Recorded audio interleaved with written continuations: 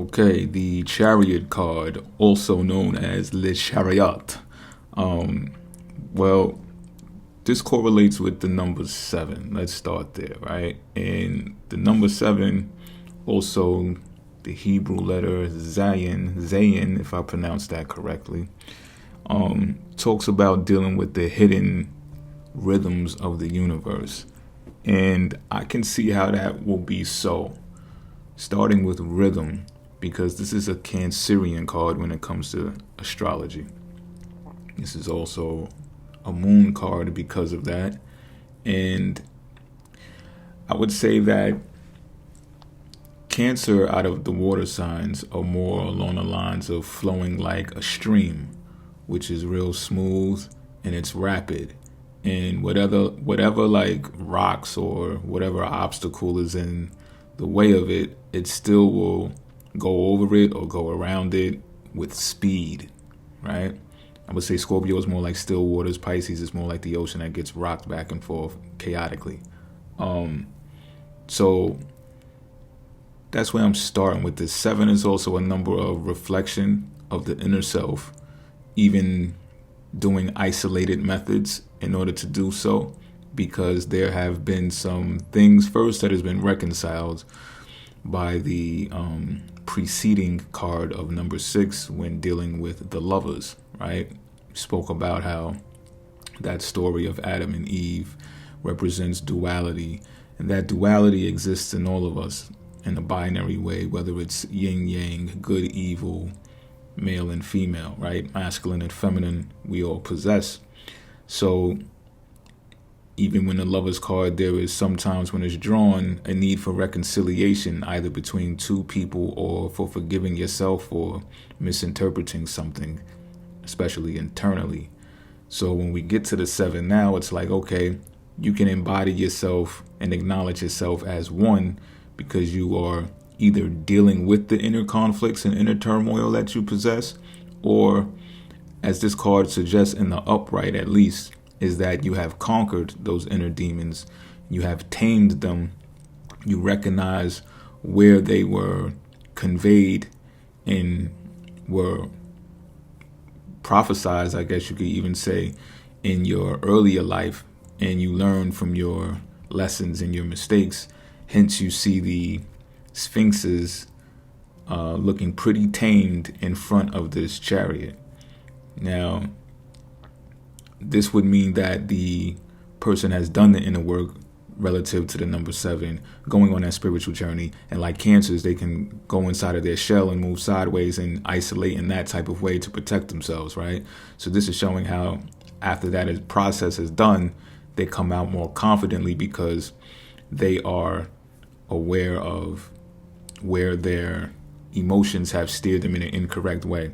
I could really totally relate with this being a Cancer card, because when this card is reversed, it means being forceful. It means like, so you could use manipulation in order to be forceful, coercion, which is another form of manipulation.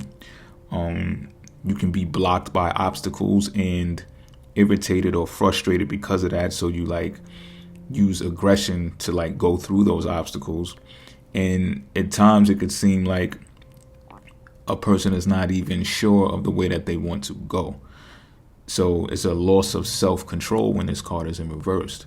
So that can let me know right now and gives more of an understanding of the Cancerian, because Cancer energy is very receptive and sensitive to the energies around them. And if they're irritated or in a mood, they can snap, response, and react very quickly. And it can be erratic, and it could be what people can see as out of line. And I'm not saying that one should avoid their emotions, not at all. However, we live in a world, we live on an earth that when you don't control your emotions, it's almost like an automatic punishment for it. I don't know how soon it happens. Maybe it's different strokes for different folks. But there's like an error. You can hear like this ant buzzer going off whenever you do something like that. And people can reflect on that too and be like, man, I was a mess last night. You know what I'm saying? Or why did I respond like that? Why did I say that to that person? Or, you know what I mean? Why did I do that? Like, we all can reflect on times that stuff like that has happened. And that's what this number 7 represents, doing the inner work with this card, so that when coming forward, moving forth as this chariot, as this person in this chariot is, and this is like a, if not a ruler of an exact ruler of some sort, it is a representation of the castle, of the kingdom, and is on the kingdom's business.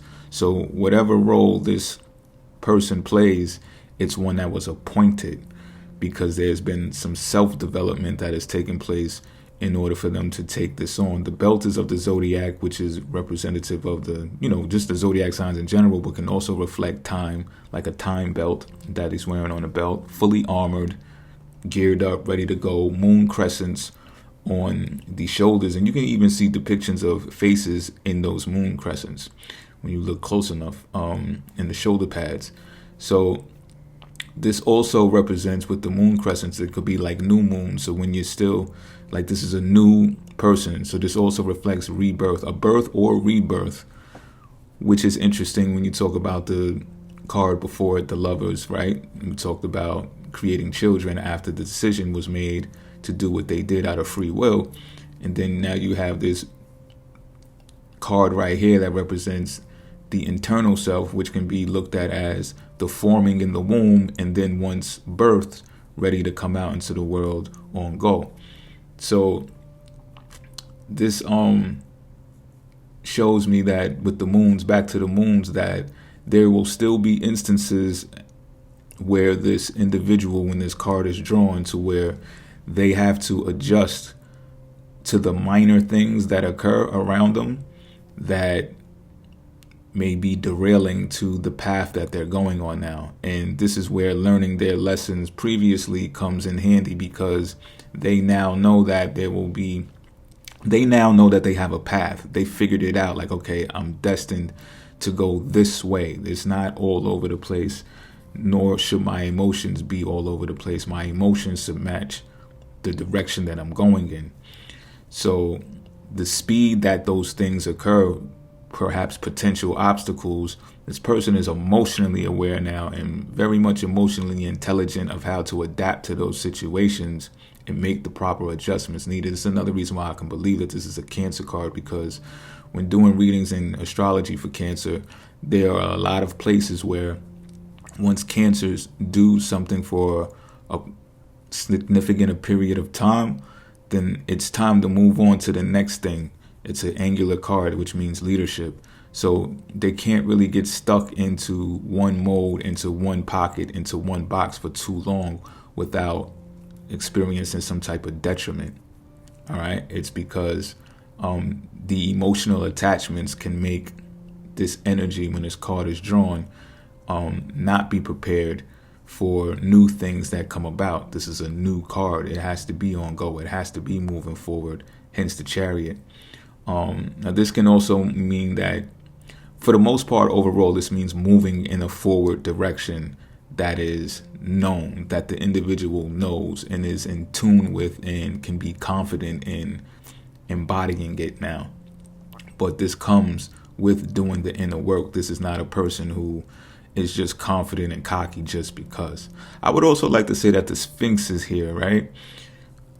Because they're half lion, it kind of like sets up or suggests that this is accurate as a Cancer card as well, because the sign Cancer precedes the sign Leo, and the Sphinxes can be seen as associated with the sign Leo, although they're half woman at the head and half lion at the bottom. The half woman could also represent the mother that births the child, which is also ruled by Cancer.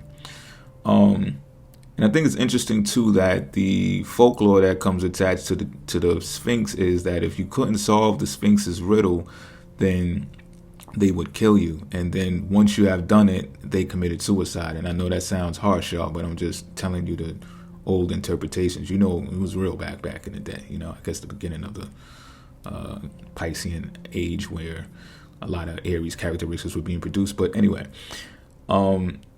so I believe that solving the riddle is kind of like finding out yourself and finding out what path you are destined to go on, and that's what the Chariot represents. So it hence has tamed the Sphinxes to where the Sphinxes ain't killing this person, ain't killing this energy once this card is drawn.